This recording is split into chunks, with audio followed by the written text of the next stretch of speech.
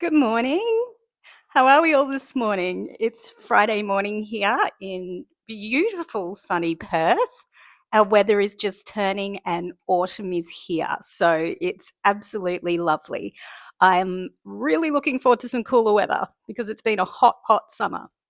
Anyway, enough about the weather. I've had a wonderful week this week. I've been super productive.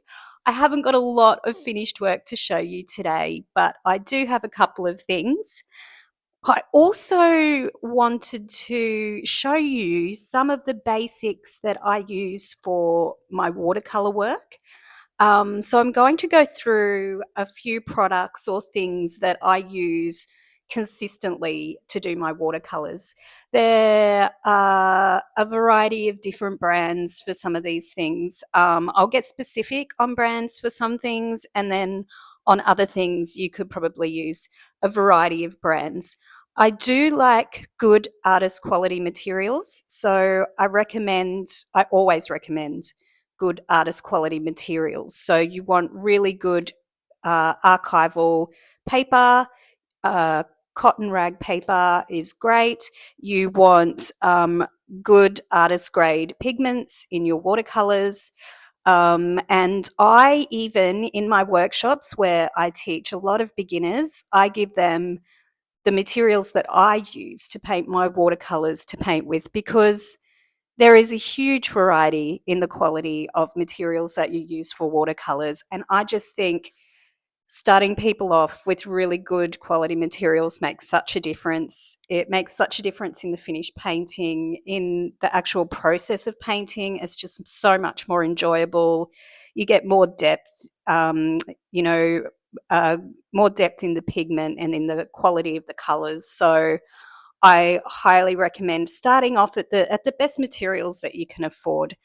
When I was young and we had absolutely no money, I would spend all my money on the best paper that I could afford and the best paints that I could afford.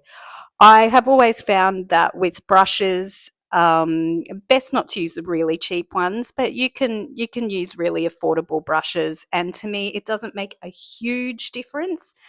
Although a really nice quality brush is lovely, they can be super expensive, and it shouldn't be something that stops people from painting. So I often use a brand which, ranges from about $4 to, maybe $30 for a brush. And that's like a mid-range brand, and they're fantastic. So I recommend them. So what should I do first? Okay, well let's first I'll go through what I would recommend as like a starter kit for watercolor. It's basically what I use now. So let's do that. I think the first most important thing, well, there's two things that are the most important thing with watercolors, and that's the paints and also the paper. I am a stickler and always have been for good paper. I love quality paper. It just feels luscious to paint on. And the problem is, well, it's not a problem, but the thing is, once you use wonderful paper, you just won't go back. Yeah, so it makes all the difference. The brand I use and the paper I use, ex- almost exclusively, I should say, it's not exclusively. I do use other brands occasionally, but I use Arches. Arches is, a really trusted quality watercolor paper brand. And I use hot pressed paper, which is smooth paper. I also do use cold pressed, which is the rougher kind of paper. It's more, gives you like a grittier look to your watercolors. I do use that occasionally. And a funny thing is, I just ordered um, some big sheets of this paper because I just want to mix things up a bit. I know it's wild, right? You can imagine what my Friday nights are like. um, so yeah, I pretty much use this paper exclusively.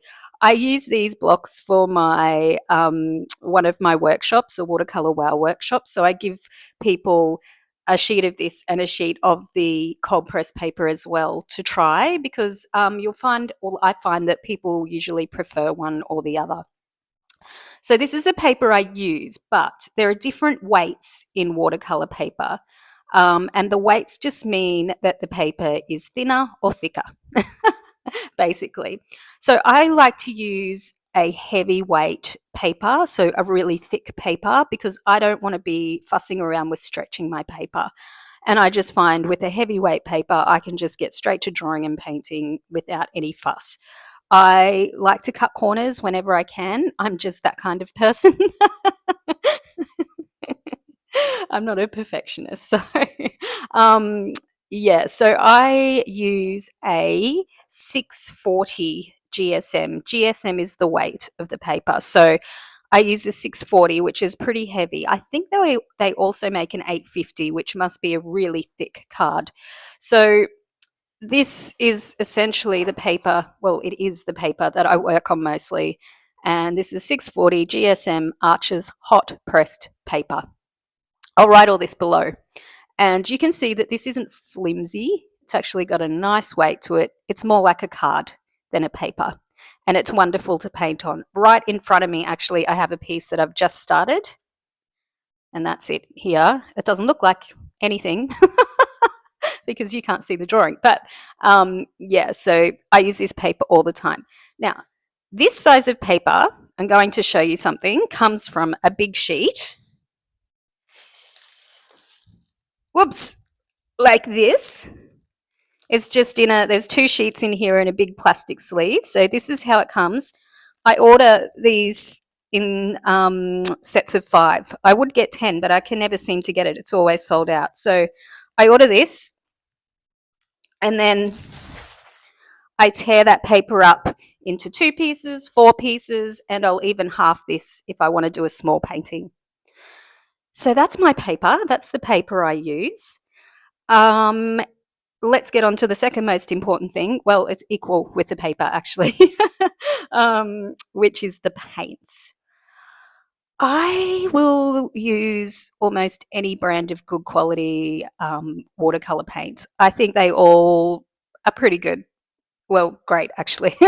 They're all pretty great. So you got, what have you got? You got Schminky, you got your Winsor and Newton, you've got your Daniel Smith. They're all really, really good paints. And sometimes I'll just buy like an individual color that I really, really love from, any brand. I mean, you can use them all together, you can mix them up, you can do whatever. So they're all really good. But what I am loving at the moment are these Kuretake Gansai Tambi, these Japanese watercolors. I think a lot of people are using them now. They're just really convenient. They come in so many colors. The palette lasts forever and they're affordable. They are so much more affordable than buying a whole heap of tubes. So I love these and I use these on the daily. However, I'm working on some big pieces now, and I've found that these aren't great for blocking in big sections of color. They tend to, it's hard to explain, they tend to dry really quickly and they don't have the translucency of some other paints. Yeah, they just behave in a different way, I suppose. So I love these for doing smaller works, detailed works. But for big sections of color, I'll show you something. So I had to do a big section of color for this piece. I've just done the background. And yeah, so you can see how lovely this is, how the gradient works, how it kind of flows, and there's interesting little bits in there. So for that, I actually used I think it was a Winsor and Newton. Yes, it's a Winsor and Newton. And this is Winsor and Newton Payne's Grey, which is one of my favorite colors in watercolor, just because you can use it for so much. I often use it for shadows. And I love using it for night skies and for adding darkness where you don't want black. So I love this color. I always have some of this. In fact, I ordered some more yesterday because this is looking a bit sad. I use it a lot in my watercolor workshops. What else do I have here? Oh, and this is a Daniel Smith. This is a amethyst and it's got crystals in it, so it's really beautiful. So I've been using that a little bit as well. It's one of my favorite Daniel Smith paints. So you can mix them up. But yes, I'm loving these at the moment. Recommend these to people who are beginning because they're just, yeah, they're way more affordable than buying a whole heap of tubes. And yeah, they're great. And they come in so many different little sets, medium sets, just different tonal variations. I was just looking for my other set. It's under, let me show you. I hope they don't fall out. So this one, I love this set. It's just got great colors. Yeah, and they're good to travel with too. Um, so that's the paints. Now let's get on to. I think I talked about brushes. As I said, I'll use a lot of different kinds of brushes, but there are a few sizes that I really like. A number 10. I love a number 10 size brush. It's just a really great, versatile brush, and I can actually do quite a big area of color with that. I might go bigger if I'm doing a really big background like the one I just showed you, but a number 10 I think is great for your kit.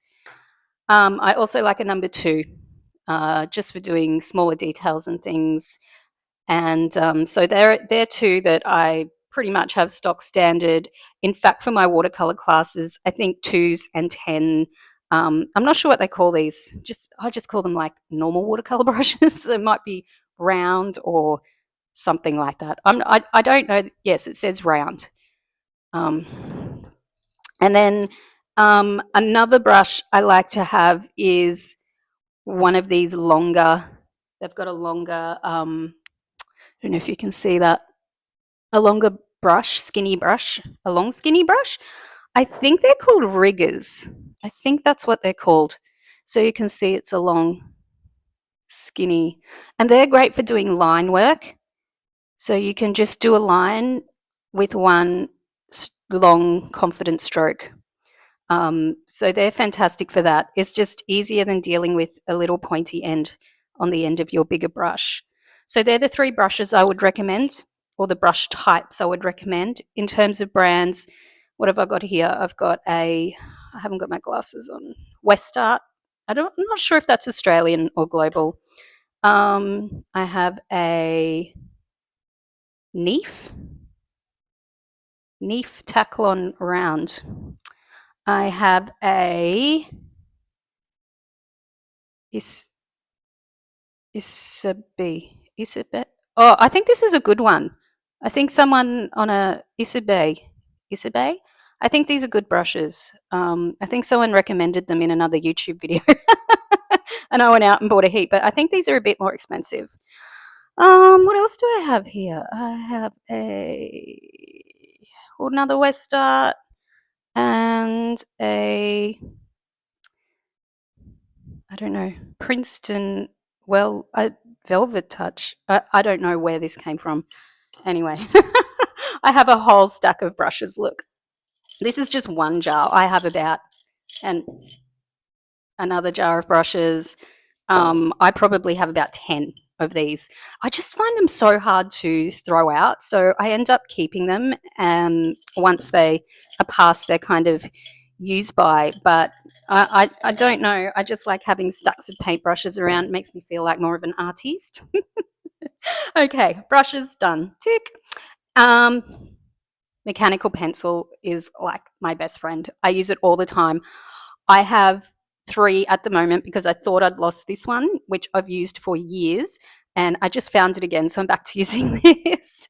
But this pencil is just, I love it. I love it, love it, love it. I would recommend a mechanical pencil. I think this is a Stedler. Yeah, I think I just got it from Officeworks. Fantastic. And an eraser, of course.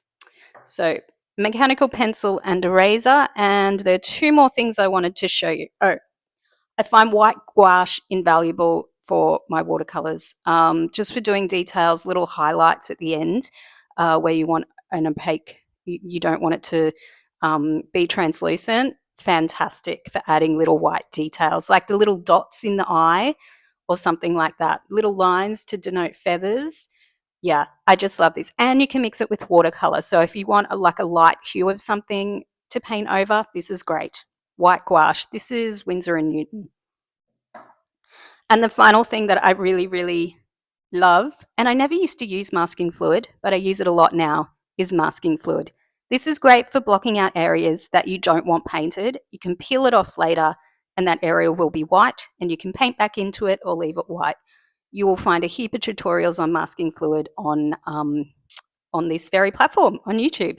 So yeah, masking fluid, fantastic. This is Winsor and Newton, and then I've got this one which has a little thing so you can drag it out, like do a line or whatever. And this is Daniel Smith. So they're both great. It's a pain to keep, and the lid's hard to get off because it dries, icky, but masking fluid is awesome. So I hope that helps you somehow. All of these things do add up in cost.